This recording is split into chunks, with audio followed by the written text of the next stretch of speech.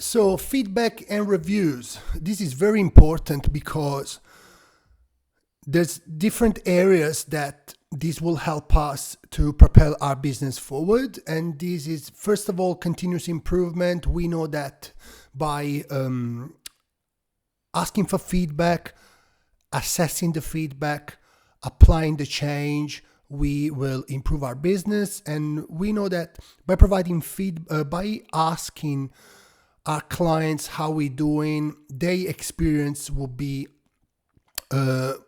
much nicer. Will be like a better experience because they know that that we listen to them, and they know that we are open to hear what they think about our services and our operations. Another thing why feedback is important is because it can also affect our SEO and ranking, and I will show you soon why and how will affect ranking and SEO. Now we understand that we have like a feedback window. This is it's the time window where customers, clients are more inclined to provide their feedback. This can happen on a regular events, or can happen on an irregular basis. So let's say every time we do the onboarding, we provide the client with a feedback and complaint forms, and we explain them what's the feedback process.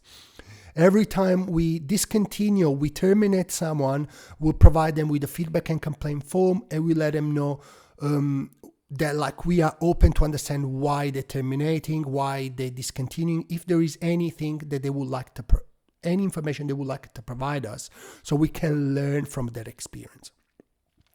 And of course, review, let's say like you have provided like sessions for a term, or you have provided like a number of appointments. There's a review where the client is happy to continue for another 10 appointments. Then that is a good time for us to understand if there's anything in the client experience that can be improved.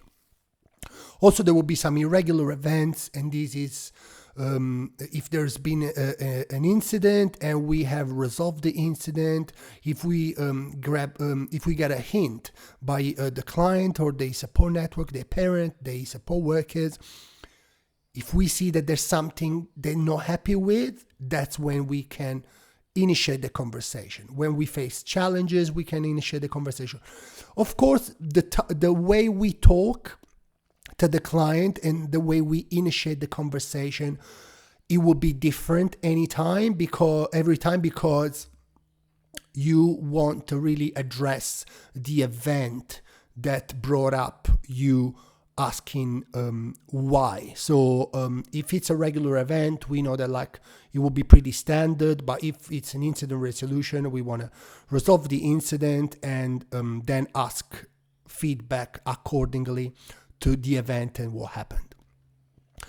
Very simple to initiate the conversation. We refer to the event. Thank you for reviewing the services, or thank you for letting us know that you want to discontinue services.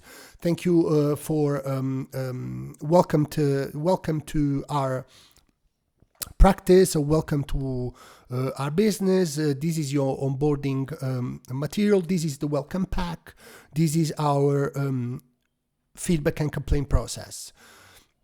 So we want to initiate the conversation always referring to the event, and then we want to ask the feedback. So this is an example of service renewal. So let's say that's the example that I just mentioned before. The client is happy to continue for another 10 or 15 or 3 sessions. Thank you for renewing services. This will be a text message, but of course it can also be an email. Can be a phone call. Thank you for renewing services. Let us know how we're doing. Reply 1 if you're happy, 2 if you believe we can do a better job. And this is just like a text something that I just put down like this quickly. You can of course like use your tone of voice, your brand voice, and ensure that it's empathetic, and you are actually genuinely interested when to gain that feedback when you write this. Okay, so.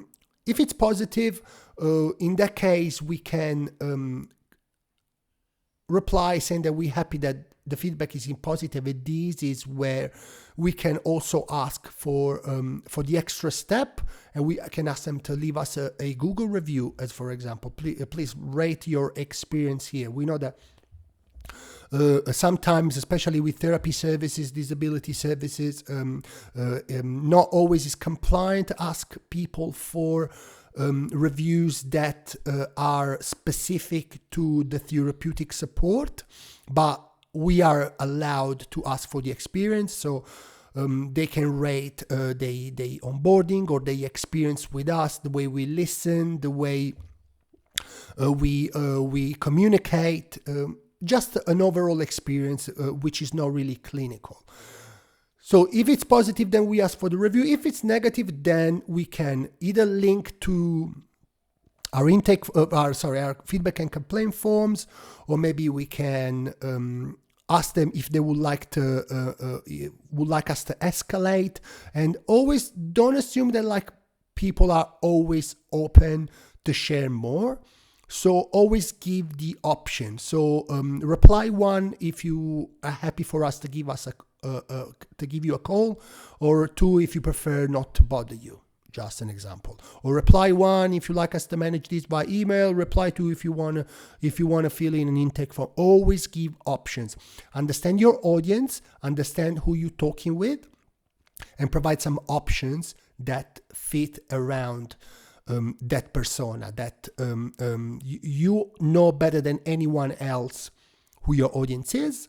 So you should be able to talk in a way that resonates and speaks to this audience. So this is basically how I implement the feedback and reviews system in my allied health practice. And this is mostly automated. It means that when someone submits an intake form, or or they receive the onboarding, or they review their services or discontinue their services, this already happens automatically. All the information is recorded in a register, is escalated to the leadership team.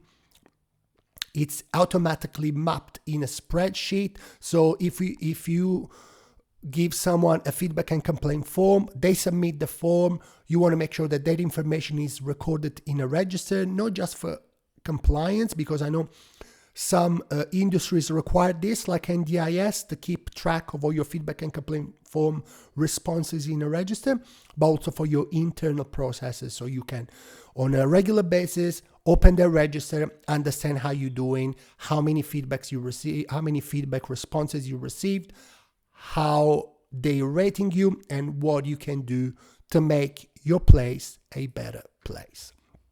I hope this is clear enough, and it will be interesting to understand if you apply any of these in your business, and you might do this at a certain extent. I have personally implemented this in my allied health practice, and it works a treat. And yeah, if you find this information helpful, keep watching my videos. And if you need help to apply these systems in your business, please get in touch, send me an email, book a free 30-minute consultation, and I'll be happy to discuss further. Thank you for watching.